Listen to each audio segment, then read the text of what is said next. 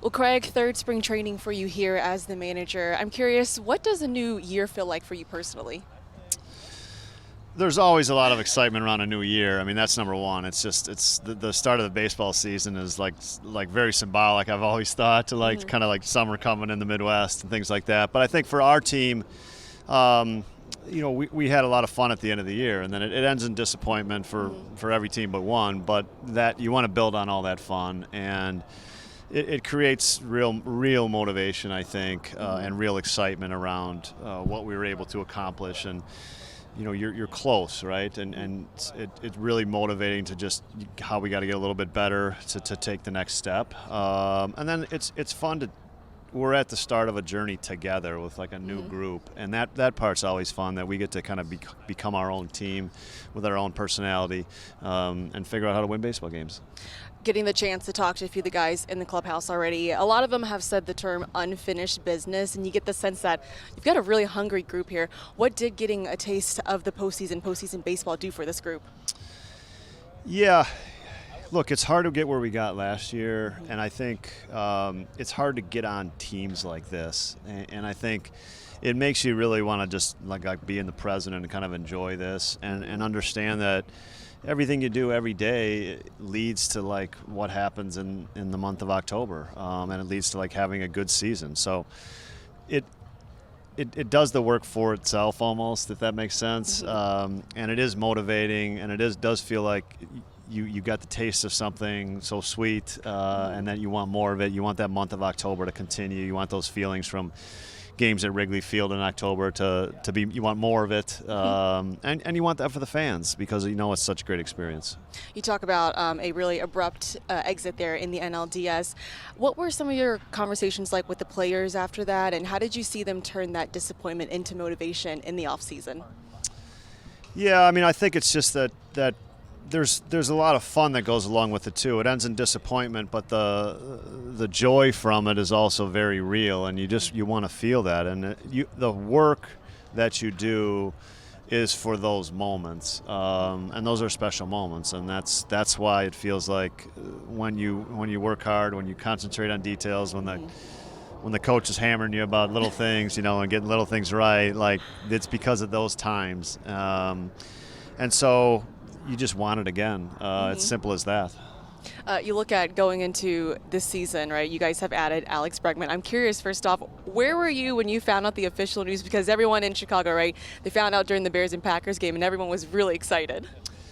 Yeah, it was funny. Like I was a little out of the loop that day, and obviously that wasn't like a 24-hour conversation. It was been a long conversation with Alex and his representatives. But I was watching the Packer-Bear game with some friends out at my home, and my son told me, actually, he read it coming across Twitter or whatever, or social media, and he gave me a good feel for it. So I was super excited. It was, you knew it was a possibility, but I actually didn't think it would get done that day, but I was hopeful and knew it was a great possibility. What does adding a player like Alex Bregman do for this team and for this clubhouse? Someone who's a 3-time All-Star, 2-time World Series champ. He brings in a ton of postseason experience too.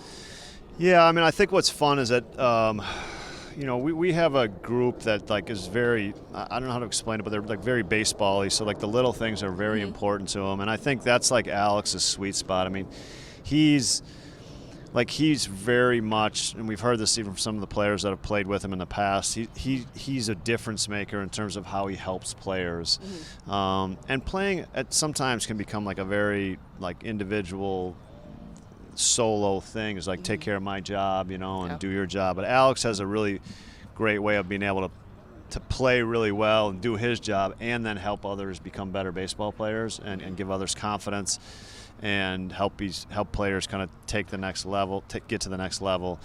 And I think that's what he'll bring, and some of that is through his postseason experience. The postseason, you find out it's a higher level of baseball, and it really makes you understand how you can be better, and what it takes to win in those games. And if you can sprinkle that in throughout the regular season, all the more better. What kind of flexibility does that give you when it comes to constructing a lineup, having someone like Alex, a right-handed batter, when you've got some of those lefty hitters with PCA, Michael Bush, and Moises Ballesteros as well? Yeah, I think, look, that's just a way to kind of beat teams, give you another tool to beat teams throughout the season. So, like versatility, flexibility with your lineups, left-handed hitters, right-handed hitters. That's always a part of being a well-rounded baseball team. He's a very good defensive player. All that stuff, I think, we were very well-rounded last year, and somebody like Alex, who's a very well-rounded player, makes a lot of contact, which is very important in the biggest games. They are all things that, just solidify that, and so, we're thrilled to add him. His leadership, in addition to the leadership that we have already, I think makes that part of the team very strong. Jed was telling me yesterday how the pitching staff has kind of been enamored here by Edward Cabrera here, and adding him to the rotation. What does that do, and how comfortable are you with the depth that you have there right now? Well, I think Edward's, a talented pitcher who took a big step forward last year and is really kind of in that sweet spot of his career in terms of he's got good experience with innings in the big leagues under his belt, learning, frankly having some adversity, which is important, part of getting better. He's been through a lot of that, and he's ready to take off, and that's the biggest thing. He's super talented, but he's ready to take off, and we're hoping. It's hard coming to a new place. He's been in one place for 10 years, so the first couple of days, trying to get his feet wet and introduce himself to a lot of people, but we think, it is depth and it is talent and someone we think can pitch in postseason games. What do you believe you guys can unlock with him? Yeah, it's not unlock. It's just kind of continue where he's going. Okay. Like I said, that's where his experience now helps him so much. I think failure is, he's seen it. He knows what it feels like. He knows what it looks like. He can respond faster to it. Just a new set of eyes on kind of what he does well. With our pitching people, I think they're very excited about that. A medical staff and training staff that need to work really hard to keep him healthy. I think that's a really important part of Edward's season. So we're going to do all that. We're going to take it slow with him, but we're going to do all that, and hopefully he's healthy, but gets stronger as the season goes along. Craig, final two questions for you. A lot of new faces here in this bullpen. I know a familiar face for you with Hobie Milner. What has it been like getting to know some of these guys? I know it's only day 2 as well.